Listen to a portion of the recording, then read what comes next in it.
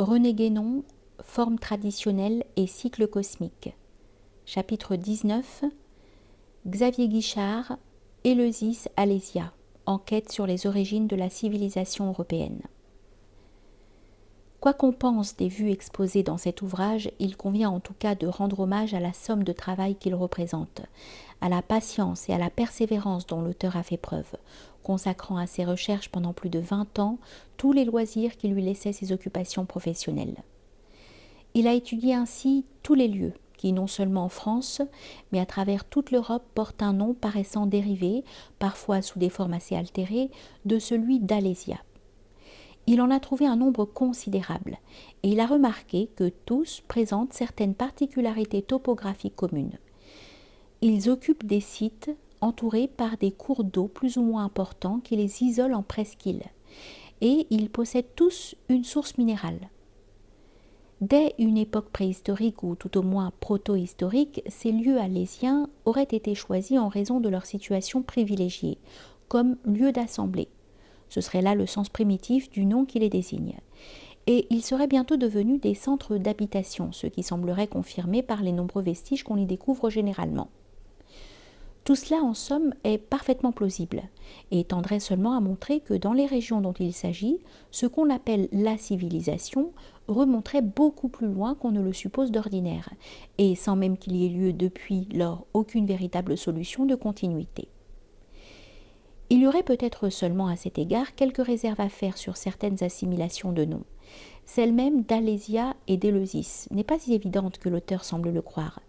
Et d'ailleurs, d'une façon générale, on peut regretter que certaines des considérations auxquelles il se livre témoignent de connaissances linguistiques insuffisantes ou peu sûres sur bien des points. Mais même en laissant de côté les cas plus ou moins douteux, il en reste encore bien assez, surtout dans l'Europe occidentale, pour justifier ce que nous venons de dire. Il va de soi du reste que l'existence de cette ancienne civilisation n'a rien qui puisse nous étonner, quelles qu'elles étaient d'autre part son origine et ses caractères. Nous reviendrons plus loin sur ces dernières questions. Mais il y a encore autre chose et qui est apparemment plus extraordinaire. L'auteur a constaté que les lieux alésiens étaient régulièrement disposés sur certaines lignes rayonnant autour d'un centre et allant d'une extrémité à l'autre de l'Europe. Et il a trouvé 24 de ces lignes qu'il appelle itinéraires alésiens et qui convergent toutes au mont Poupet, près d'Alès, dans le Doubs.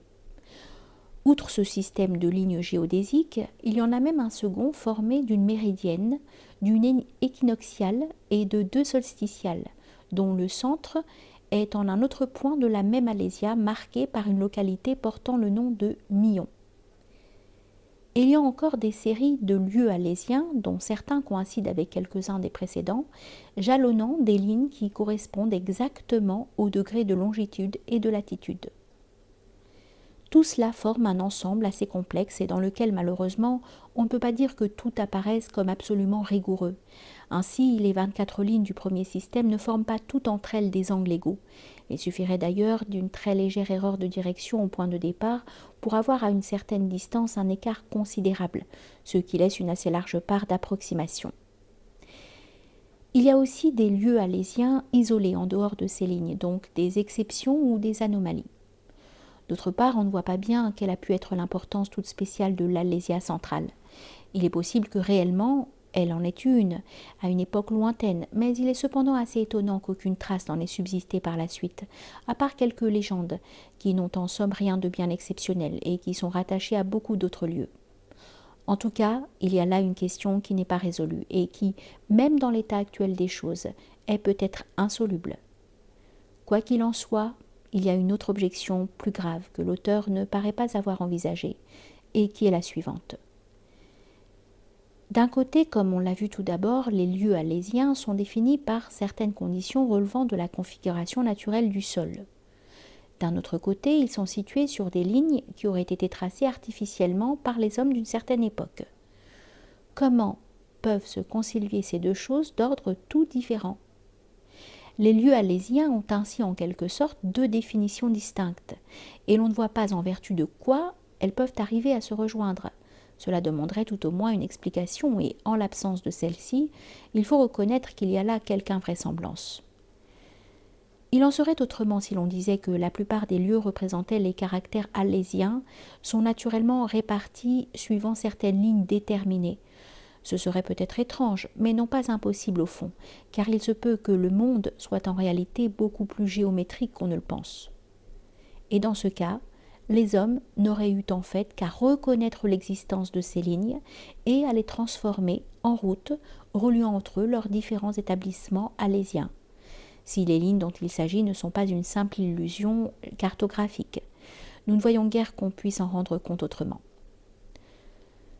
Nous venons de parler de routes, et c'est bien en effet ce qu'implique l'existence sur les itinéraires alésiens de certains jalons de distance, constitués par des localités dont la plupart portent des noms tels que Calais, Versailles, Millau, Millières.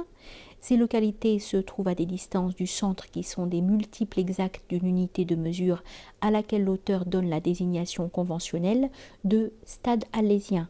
Et ce qui est particulièrement remarquable, c'est que cette unité, qui aurait été le prototype du stade grec, du mille romain et de la lieue gauloise, est égale à la 6e partie d'un degré, d'où il résulte que les hommes qui en avaient fixé la longueur devaient connaître avec précision les véritables dimensions de la sphère terrestre. À ce propos, l'auteur signale des faits qui indiquent que les connaissances possédées par les géographes de l'Antiquité classique, tels que Strabon et Ptolémée, loin d'être le résultat de leur propre découverte, ne représentaient que les restes d'une science beaucoup plus ancienne, voire même préhistorique, dont la plus grande partie était alors perdue. Ce qui nous étonne, c'est qu'en dépit des constatations de ce genre, il accepte les théories évolutionnistes sur lesquelles est bâtie toute la préhistoire, telle qu'on l'enseigne officiellement. Qu'il les admette véritablement ou que seulement il n'ose pas se risquer à les contredire, il y a là dans son attitude quelque chose qui n'est pas parfaitement logique et qui enlève beaucoup de force à sa thèse. En réalité, ce côté de la question ne pourrait être éclairé que par la notion de science traditionnelle, et celle-ci n'apparaît nulle part dans cette étude, où l'on ne trouve même pas l'expression du moindre soupçon qu'il ait pu exister une science dont l'origine ait été autre qu'empirique, et qui ne se soit pas formée progressivement par une longue suite d'observations au moyen desquelles l'homme est supposé être sorti peu à peu d'une prétendue ignorance primitive, qui ici se trouve simplement reportée un peu plus loin dans le passé qu'on ne l'estime communément. Le même défaut de toute donnée traditionnelle affecte aussi bien entendu la façon dont est envisagée la genèse de la civilisation alésienne. La vérité est que toute chose aux origines et même encore bien plus tard avait un caractère rituel et sacré. Il n'y a donc pas lieu de se demander si des influences religieuses, mot d'ailleurs bien impropre, ont pu s'exercer sur tel ou tel point particulier, ce qui ne répond qu'à un point de vue par trop moderne, et ce qui a même parfois pour effet de renverser complètement certains rapports. Ainsi, si l'on admet que la désignation des Champs-Élysées est en relation avec les noms alésiens, ce qui du reste semble quelque peu hypothétique, il ne faudrait pas en conclure que le séjour des morts fut conçu sur le modèle des lieux habités près desquels leurs corps étaient enterrés, mais bien plutôt au contraire, que ces lieux eux-mêmes furent choisis ou disposés en conformité avec les exigences rituelles auxquelles présidait cette conception, et qui comptaient alors certainement beaucoup plus que de simples préoccupations utilitaires, si même celles-ci pouvaient exister comme telles en des temps où la vie humaine était tout entière régie par la connaissance traditionnelle. D'autre part, il est possible que les mythes élyséens aient eu un lien avec des cultes chtoniens, et que nous avons exposé sur le symbolisme de la caverne, expliquerait même leur relation dans certains cas avec les mystères initiatiques. Mais encore conviendrait-il de préciser davantage le sens qu'on attache à cette assertion.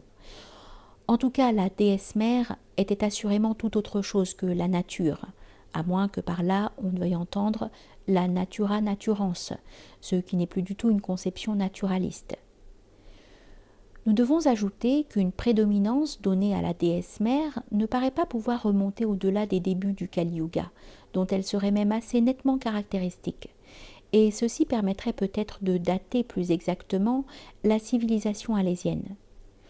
Nous voulons dire de déterminer la période cyclique à laquelle elle doit être rapportée. Il s'agit là de quelque chose qui est assurément bien antérieur à l'histoire au sens ordinaire de ce mot, mais qui malgré cela n'en est pas moins fort éloigné déjà des véritables origines. Enfin, l'auteur semble trop préoccupé d'établir que la civilisation européenne a eu son origine en Europe même, en dehors de toute intervention d'influence étrangère et surtout orientale. Mais à vrai dire, ce n'est pas précisément ainsi que la question devrait se poser. Nous savons que l'origine première de la tradition, et par conséquent de toute civilisation, fut en réalité hyperboréenne, et non pas orientale ni occidentale. Mais à l'époque dont il s'agit, il est évident qu'un courant secondaire peut être envisagé comme ayant plus directement donné naissance à cette civilisation alésienne. Et en fait, divers indices pourraient faire penser surtout à cet égard au courant atlantéen dans la période où il se répandit de l'Occident vers l'Orient, après la disparition de l'Atlantide elle-même. Ce n'est là bien entendu qu'une simple suggestion, mais qui tout au moins ferait aisément rentrer dans le cadre des données traditionnelles tout ce qu'il peut y avoir de vraiment fondé dans les résultats de ces recherches. En tout cas, il n'est pas douteux qu'une question comme celle des lieux alésiens ne pourrait être traitée complètement et exactement qu'au seul point de vue de la géographie sacrée. Mais il faut bien dire que celle-ci est certainement, parmi les antiques sciences traditionnelles, une de celles dont la reconstitution donnerait lieu actuellement aux plus grandes difficultés, et peut-être même sur bien des points à des difficultés tout à fait insurmontables. Et en présence de certaines énigmes qu'on rencontre dans ce domaine, il est permis de se demander si, même au cours des périodes où aucun cataclysme notable ne s'est produit, la figure du monde terrestre n'a pas changé parfois de bien étrange façon.